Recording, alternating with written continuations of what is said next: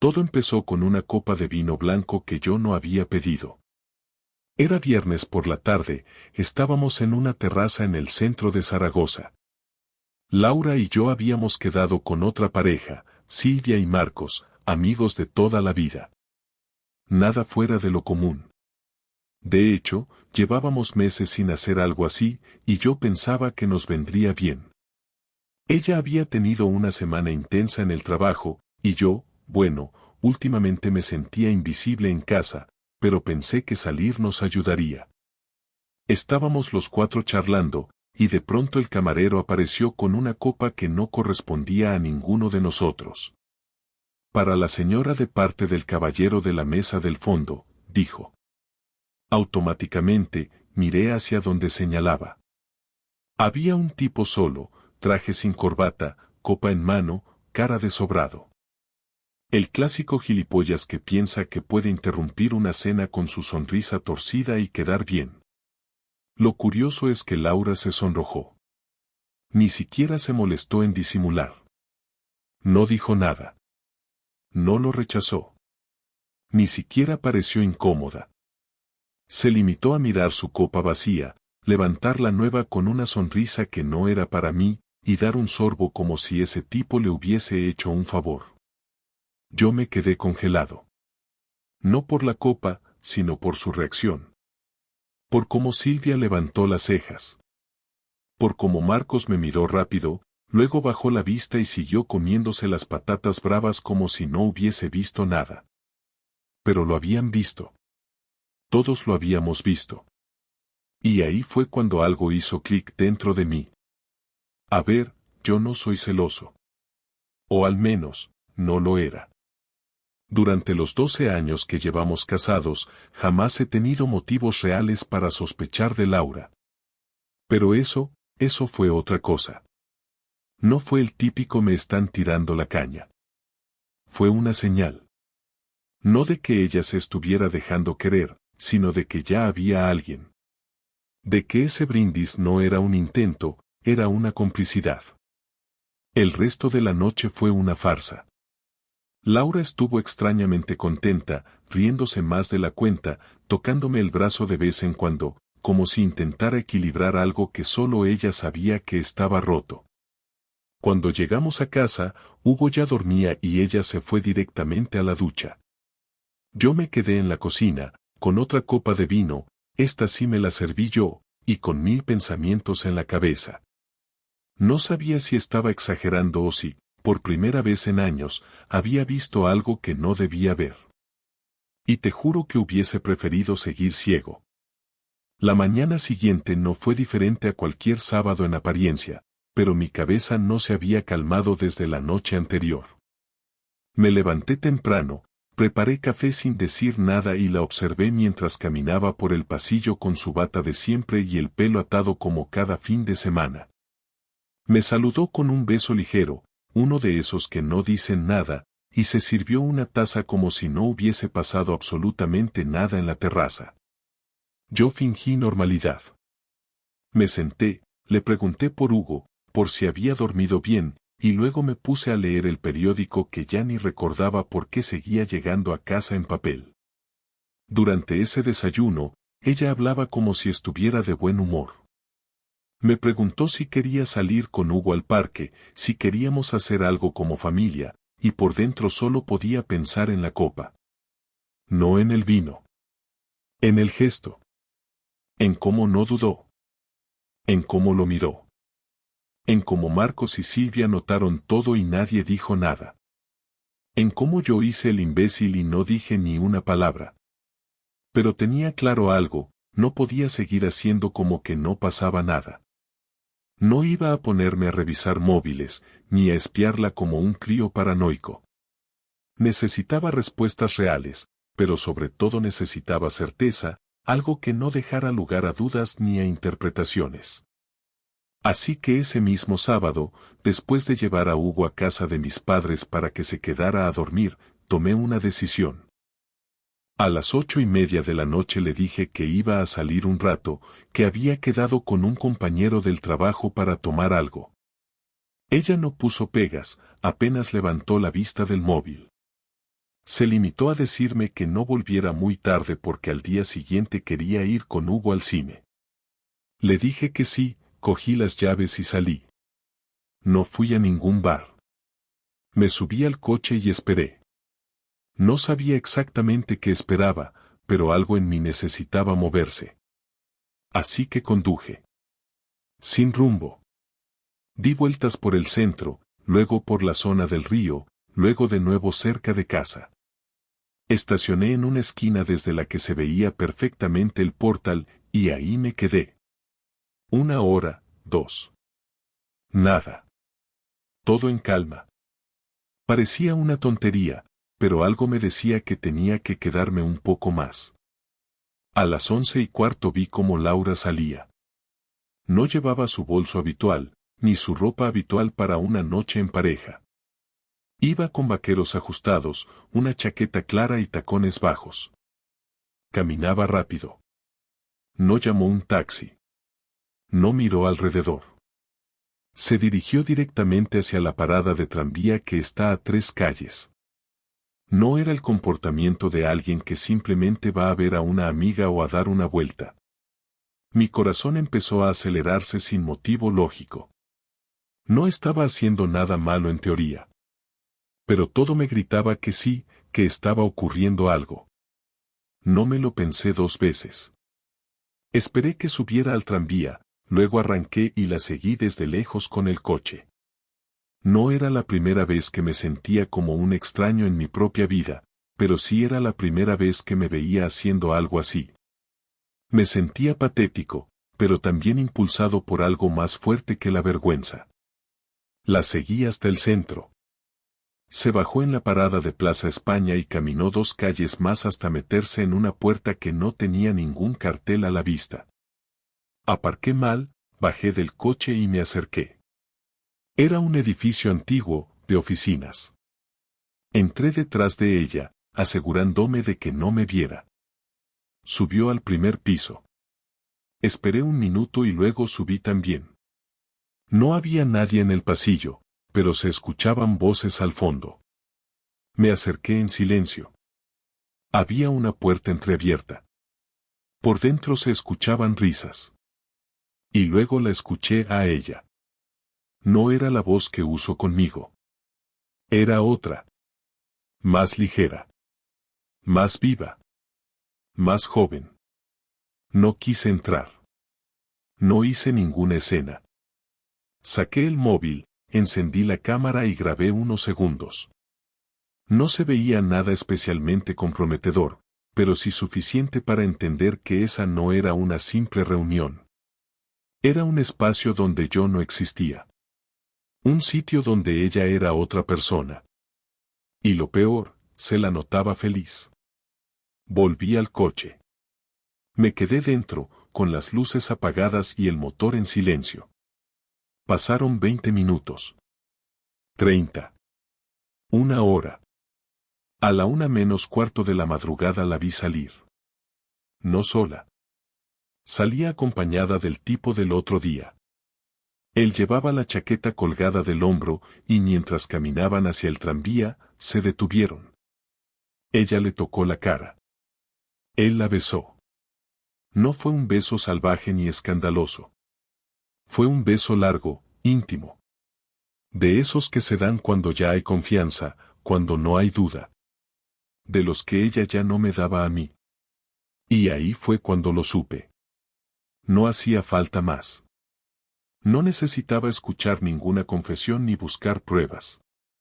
No era un presentimiento ni una sospecha. Era real. Era físico. Era evidente. Me quedé mirándolos mientras se alejaban y me di cuenta de que no sentía lo que pensaba que iba a sentir. No era rabia. No era celos. Era una mezcla de decepción y claridad. Como cuando pierdes algo que dabas por hecho, pero que ya venía resquebrajándose desde hace tiempo. Volví a casa solo. Ella llegó 1 hora después. Entró sin hacer ruido, pensando que yo estaba dormido. No le dije nada. No esa noche.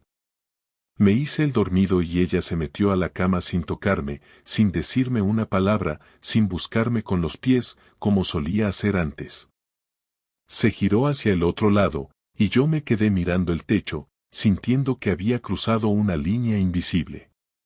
Ya no había vuelta atrás. Ya no era una sospecha. Era un hecho.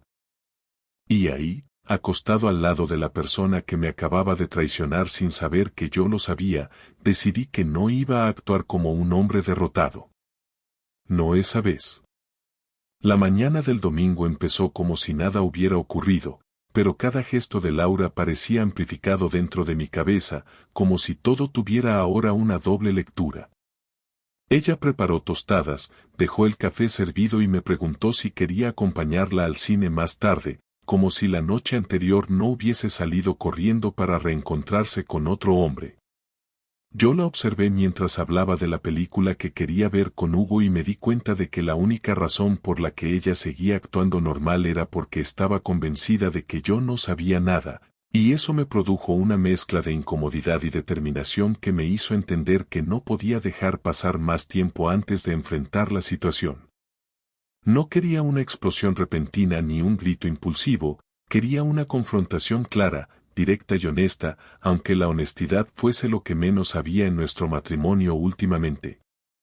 Después de desayunar, le dije que necesitábamos hablar, pero no inmediatamente, sino por la noche, cuando Hugo ya estuviera dormido y pudiéramos hacerlo sin interrupciones. Ella reaccionó con un gesto rápido de desconcierto que intentó ocultar sonriendo y diciendo que sí, que cuando yo quisiera, aunque noté perfectamente la tensión en sus hombros. No preguntó de qué se trataba, lo cual me confirmó que sabía que algo no estaba bien y que, en el fondo, esperaba que aquella conversación no llegara nunca. Intenté mantener la calma durante el día, pero me resultaba casi imposible no mirarla de manera distinta, no analizar cada movimiento que hacía, cada pausa que introducía en su forma de hablar y cada vez que consultaba el móvil como si fuese una rutina involuntaria ya incrustada en ella. Por la tarde fuimos los tres al cine. Las luces se apagaron, la pantalla se encendió y Laura se inclinó hacia mi brazo intentando colocarse de manera familiar, algo que llevábamos semanas sin hacer. Me quedé quieto, no aparté el brazo, pero tampoco la correspondí. Ella ni siquiera insistió, lo cual me confirmó que su gesto había sido más una prueba automática que un acto sincero. Durante la película, cada vez que el móvil vibraba en su bolso, notaba cómo su pierna se tensaba ligeramente antes de ignorarlo, como si temiera que yo lo escuchara. Yo me limité a mirar la pantalla sin procesar nada de lo que estaba viendo, porque todo mi cuerpo estaba centrado en ese momento que sabía que llegaría en unas horas. Al llegar a casa, Hugo se puso a jugar en su habitación mientras Laura preparaba algo ligero para cenar. Yo me duché más tiempo del habitual intentando ordenar mentalmente lo que iba a decirle.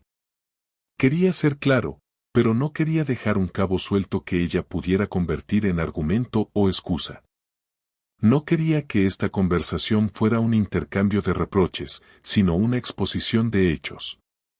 Cuando salí de la ducha, encontré a Laura en el salón, sentada en el sofá con las piernas cruzadas y el móvil boca abajo sobre la mesa, como si quisiera demostrarme algo. Me dijo que si necesitaba hablar antes de que Hugo se durmiera podíamos hacerlo ahora, pero le respondí que no, que prefería esperar. Cuando finalmente Hugo se fue a dormir, yo estaba sentado en la mesa del comedor y Laura se acercó lentamente como si caminara hacia un examen del que no había estudiado lo suficiente. Se sentó frente a mí, apoyó los codos en la mesa y dijo que estaba lista para hablar. Yo respiré hondo, no porque estuviera nervioso, sino porque sabía que una vez pronunciara la primera frase ya no habría vuelta atrás. La miré sin rodeos y dije exactamente lo que quería decirle desde que la vi besando a ese hombre: quiero que me digas quién es él. No levanté la voz, no golpeé la mesa, no hice dramatismo, simplemente lo dije con la misma serenidad con la que uno pide explicaciones sobre cualquier asunto pendiente. Ella se quedó inmóvil unos segundos, como si la pregunta la hubiese paralizado, aunque sabía perfectamente a qué me refería. Intentó hablar pero no articuló ninguna palabra, solo emitió un sonido débil antes de quedarse callada. Después desvió la mirada, tomó aire y dijo que no sabía de qué estaba hablando. Fue una mentira extremadamente torpe y eso fue lo que más me irritó. Le repetí la pregunta, con las mismas palabras exactas, y ella contestó que estaba inventando cosas. Ahí ya no pude contener la incomodidad y apoyé las manos sobre la mesa inclinándome hacia adelante sin levantar la voz pero dejando claro que sabía absolutamente todo lo que había hecho la noche anterior. Le describí la hora exacta en la que salió, el recorrido que hizo, el edificio al que entró, la sala donde se encontró con él, la forma en la que hablaron y el momento en el que salieron juntos antes de que él la besara. No le dejé espacio para negar nada, porque cada dato era una prueba incontestable. Laura se quedó rígida, como si la hubieran pillado robando en un supermercado, sin tener ya ninguna excusa que presentar. Intentó decir que no estaba bien, que me estaba obsesionando, que seguramente había interpretado algo mal, pero cuando vio que no había forma de escapar, bajó la cabeza y dijo en voz baja que sí, que había alguien, pero que no era lo que parecía. Esa frase me encendió por dentro. Le pregunté qué quería decir con eso, si por casualidad había diferentes tipos de besos que no significaban nada, o si entrar en un sitio escondido significaba lo mismo que ir a tomar un café inocente. Ella dijo que no pretendía que pasara nada, que había sido una equivocación, que estaba confusa, que tenía demasiadas cosas en la cabeza. Yo la dejé hablar, la escuché sin interrumpirla porque necesitaba oír cada palabra que ella pensaba usar como justificación. Cuando terminó de hablar, me quedé mirándola unos segundos mientras ella, incómoda, acariciaba con los dedos el borde de la mesa. Le pregunté desde cuando estaba con él. Esa pregunta le costó más responderla. Primero dijo que hacía poco, luego que solo habían hablado varias veces, después que no sabía exactamente cuándo había empezado, hasta que finalmente admitió que llevaba más de un mes reuniéndose con él a escondidas. No lloró. No pidió perdón. Solo dijo que no quería que esto destruyera nuestra familia y que no sabía cómo habíamos llegado a este punto. Esa frase, no sé cómo hemos llegado a este punto, me pareció un intento de diluir la responsabilidad en un aire abstracto que no tenía ningún sentido, porque la realidad era que ella había cruzado un límite por decisión propia y no porque algo misterioso la hubiese empujado. Le dije que no quería escuchar discursos vacíos sobre confusiones, ni promesas improvisadas para tapar lo que ya había hecho. Lo único que quería era claridad. Si seguía con ese hombre, si tenía intención de continuar, si había algo más detrás de esos encuentros. Ella negó con la cabeza varias veces y dijo que no, que ya no quería verlo, que había sido un error y que estaba dispuesta a cortar todo inmediatamente. Yo no respondí, no porque creyera lo que decía, sino porque entendí que en ese momento sus palabras no tenían ningún valor, ya que en cuanto uno se oculta para ver a otra persona ha cruzado una línea que no se deshace con una frase. La conversación terminó sin gritos, sin portazos, sin lágrimas. Fue una confrontación directa, dura y tensa, pero sin dramatismos innecesarios porque ninguno de los dos estaba en ese punto emocional. Cuando ella se fue a la habitación, yo me quedé en el comedor unos minutos más pensando en lo que vendría. Sabía que, aunque la conversación estaba cerrada, lo que se abría a partir de ese momento era otra etapa completamente distinta, una en la que ya no habría espacio para dudas ni para ingenuidad. No dormí ni un minuto esa noche, no porque estuviera destrozado por dentro ni porque me pasara la noche imaginando escenas entre ellos, sino porque mi cabeza no paraba de calcular lo que iba a hacer a continuación. Lo que me había dicho Laura, sus respuestas vagas, su expresión de culpa controlada, su tono contenido como si todo esto fuera un inconveniente menor, no me habían dejado ni una pizca de duda sobre que ella no estaba arrepentida, solo asustada por haber sido descubierta. Sabía que si yo no hubiera dicho nada, habría seguido viéndose con él sin remordimientos y sin intención de parar.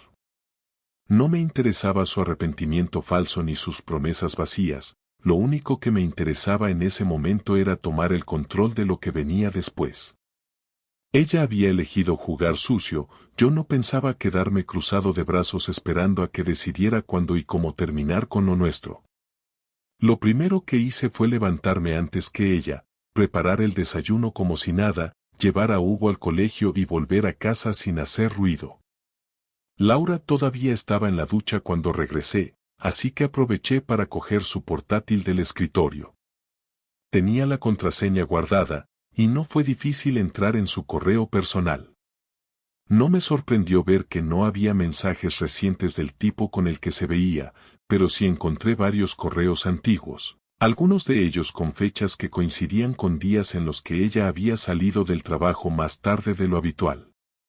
Guardé los que me parecieron relevantes en una carpeta comprimida y la mandé a una cuenta secundaria que tengo desde hace años y que ella no conoce.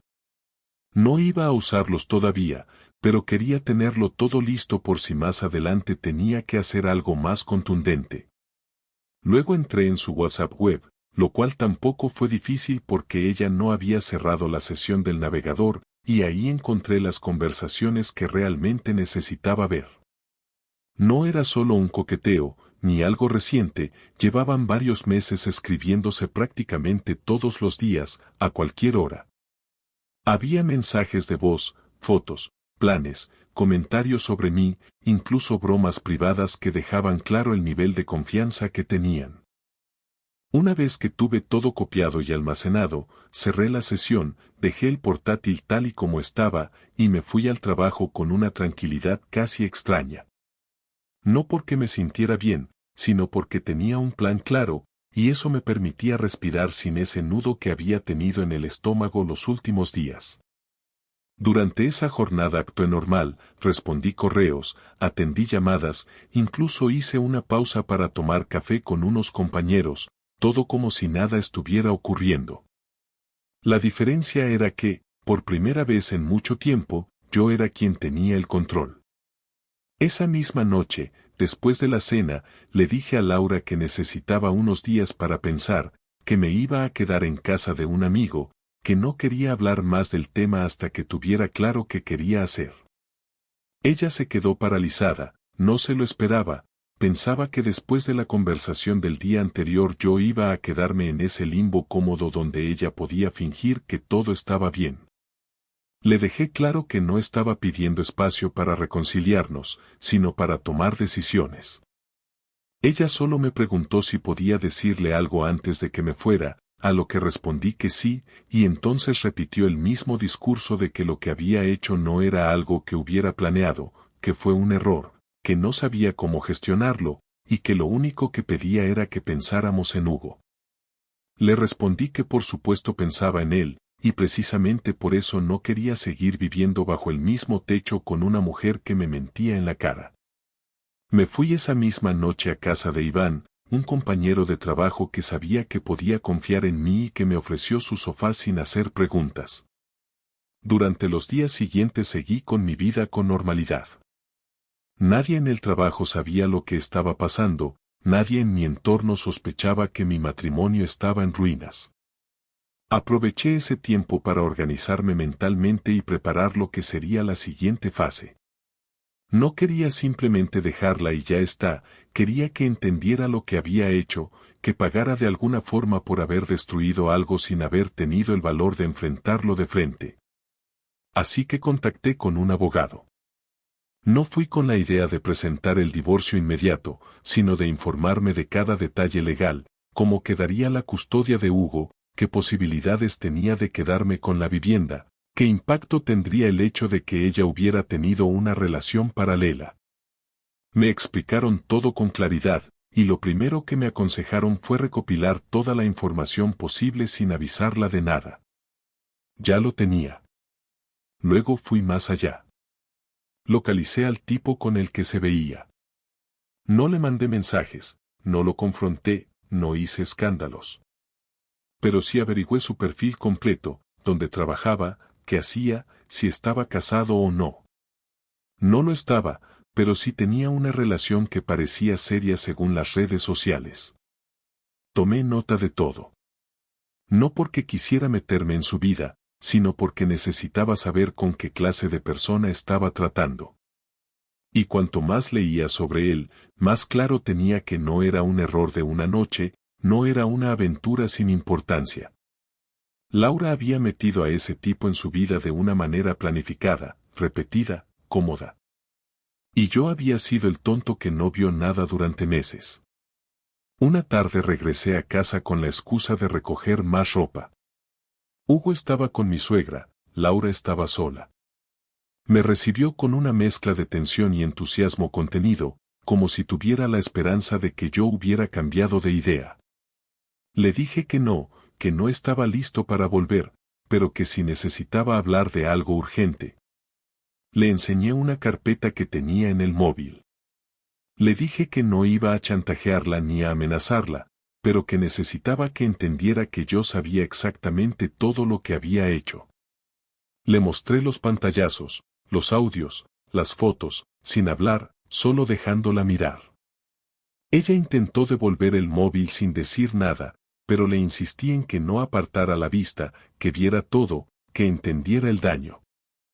Cuando terminó, me miró con una cara que no sabría describir. No lloró, no gritó, no se defendió. Solo dijo que no sabía qué decir.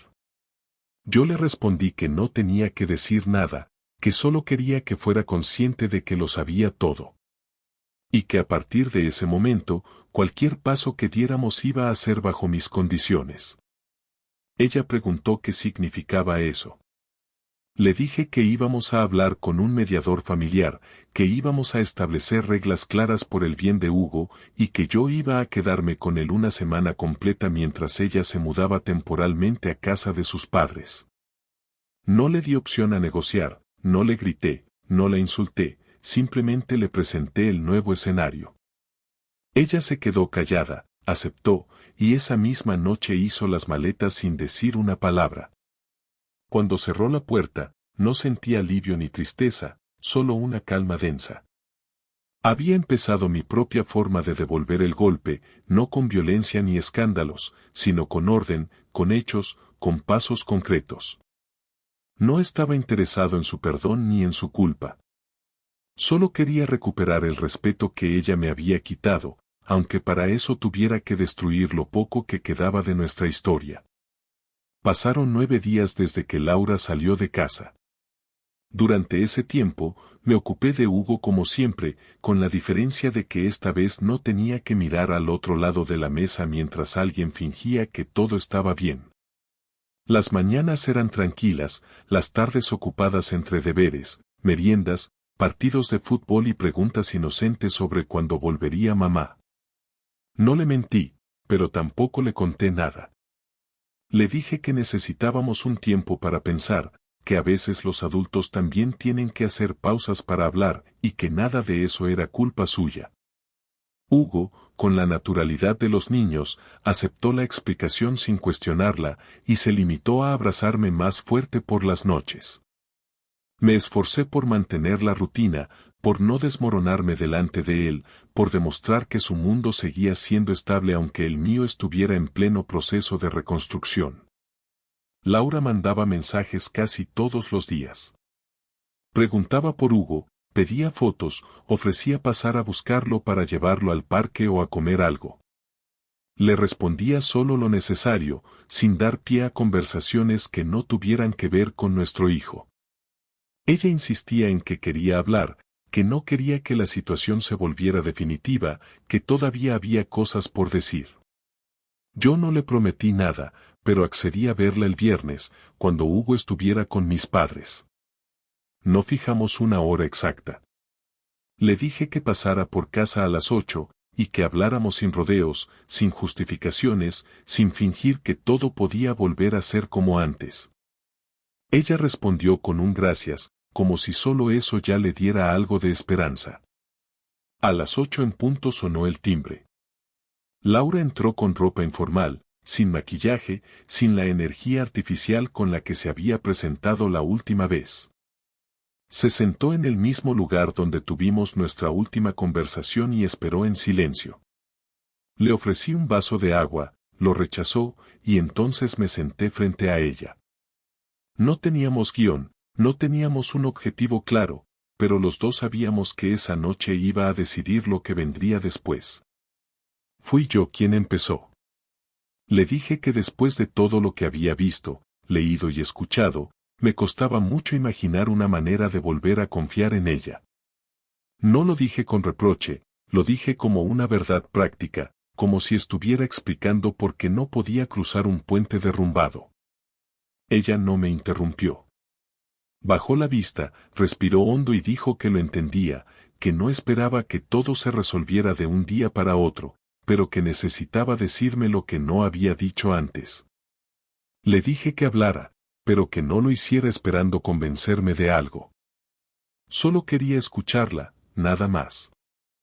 Laura empezó contando que llevaba meses sintiéndose desconectada, que no sabía en qué momento exacto había empezado a mirar hacia otro lado, pero que cuando se dio cuenta, ya estaba metida en una rutina donde prefería escapar a enfrentar la incomodidad de lo que habíamos dejado de ser.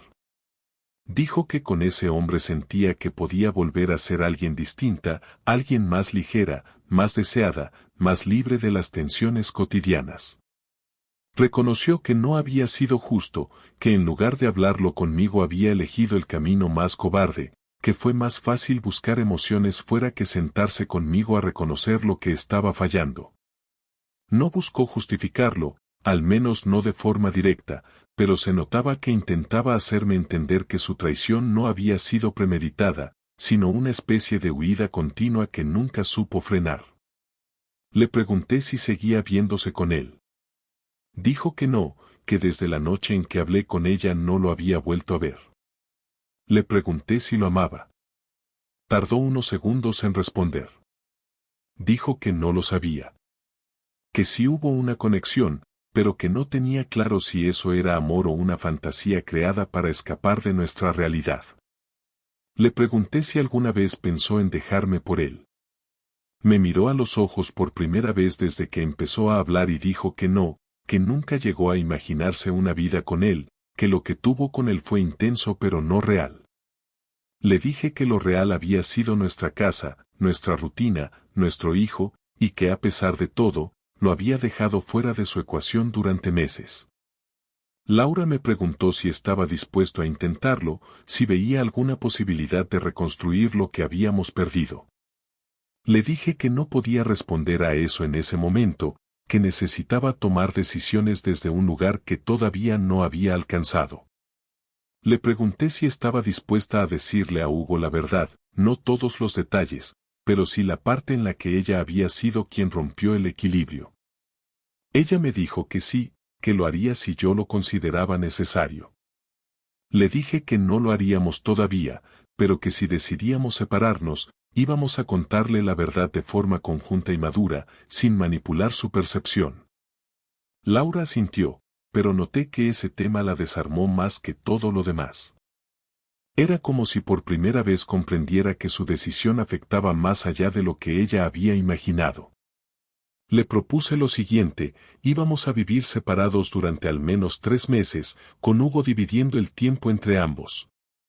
Durante ese periodo, no íbamos a vernos más allá de lo necesario por cuestiones logísticas.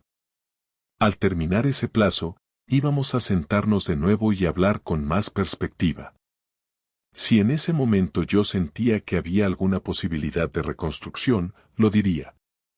Y si no, iniciaríamos los trámites de separación de forma tranquila.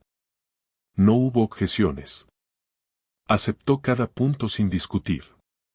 Sabía que no tenía margen para negociar nada.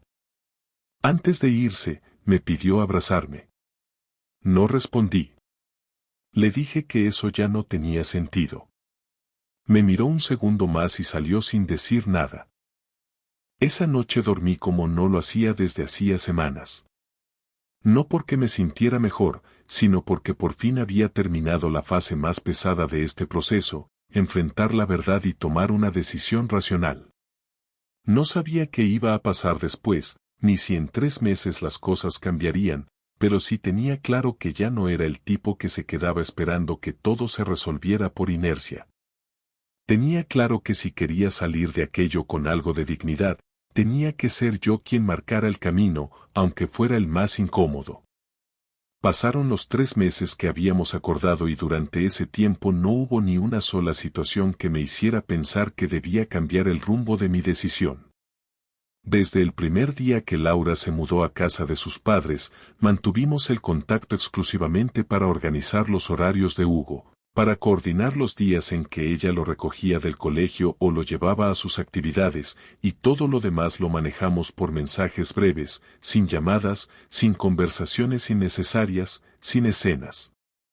Ella cumplió con su parte, no intentó forzar encuentros, no presionó con mensajes sentimentales, no me pidió que habláramos fuera de los términos que habíamos acordado, pero tampoco se esforzó en demostrar nada más allá de su rol como madre. Y eso, lejos de darme señales positivas, me hizo entender que su aparente voluntad de arreglar las cosas no era tan profunda como había dicho aquella noche. Durante esos meses, no hizo ningún intento claro de acercarse, de reconstruir desde la distancia, ni siquiera de enviarme una carta con algo distinto a lo que ya habíamos hablado, lo que reforzó aún más mi sensación de que, en el fondo, lo que más le dolía no era haberme perdido a mí, sino haber perdido el equilibrio que yo representaba en su vida. Yo aproveché ese tiempo para observar, para analizar cada detalle de nuestra historia con la frialdad necesaria que me daba la distancia emocional. Me di cuenta de que nuestra relación llevaba más tiempo rota del que yo había querido admitir. Empezaron a aparecer en mi cabeza recuerdos que antes había normalizado, silencios incómodos en la cena, respuestas automáticas a preguntas básicas, excusas sobre el cansancio o el trabajo, ausencia total de gestos espontáneos, y sobre todo, una desconexión tan progresiva que se había convertido en el estándar de nuestra convivencia. Laura y yo habíamos dejado de ser pareja mucho antes de que ella se liara con ese tipo. Lo que pasó con él fue el resultado, no la causa.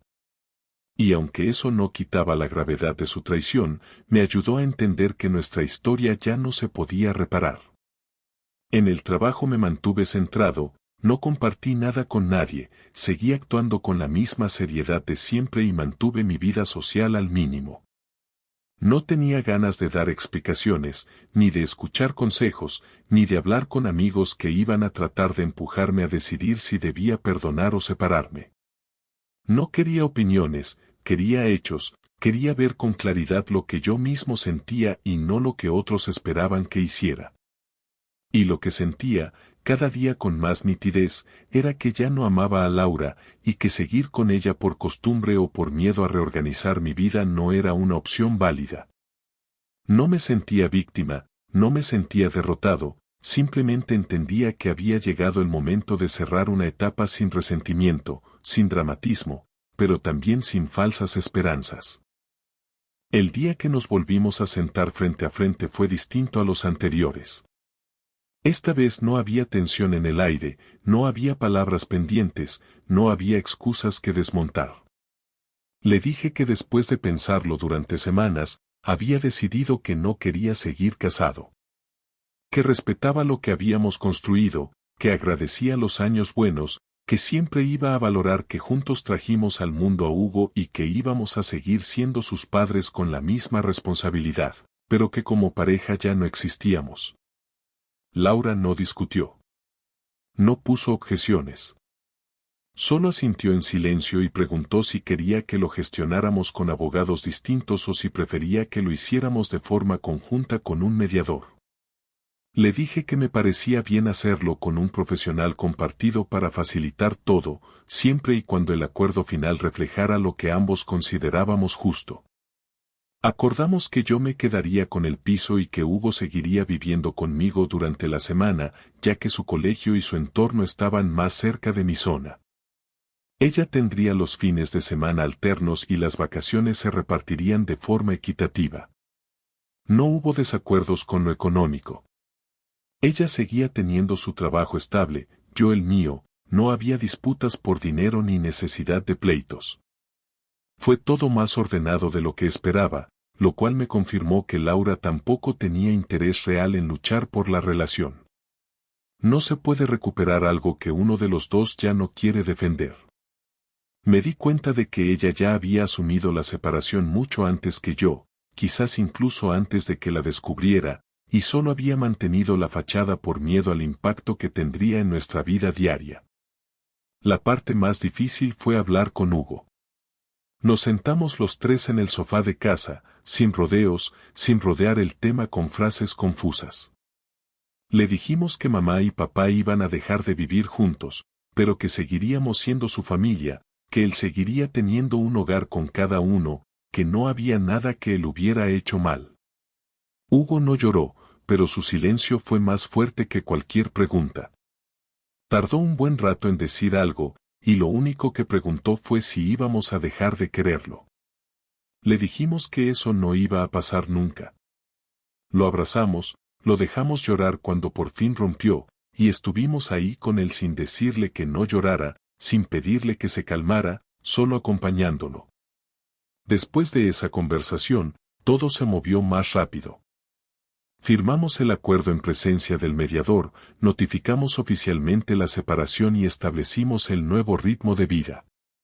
Laura se mudó a un pequeño piso cerca de sus padres, Hugo empezó a adaptarse a la nueva rutina y yo sentí una extraña mezcla de alivio y vacío.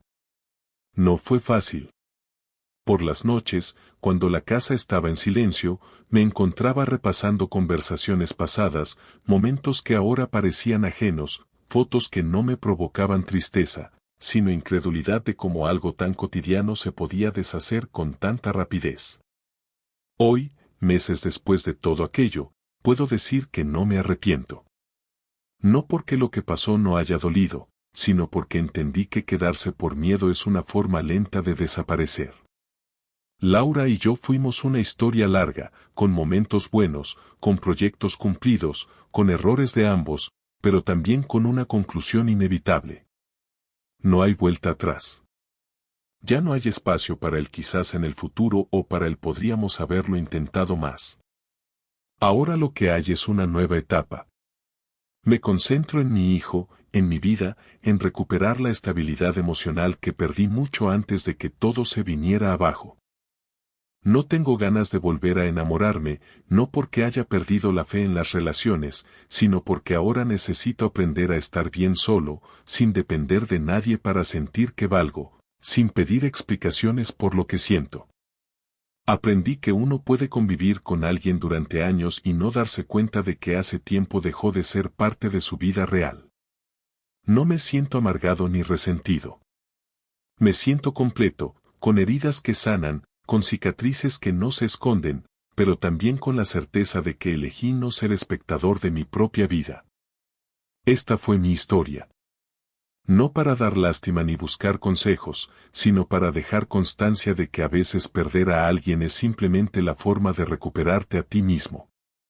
Y eso, por muy duro que sea el proceso, siempre vale la pena.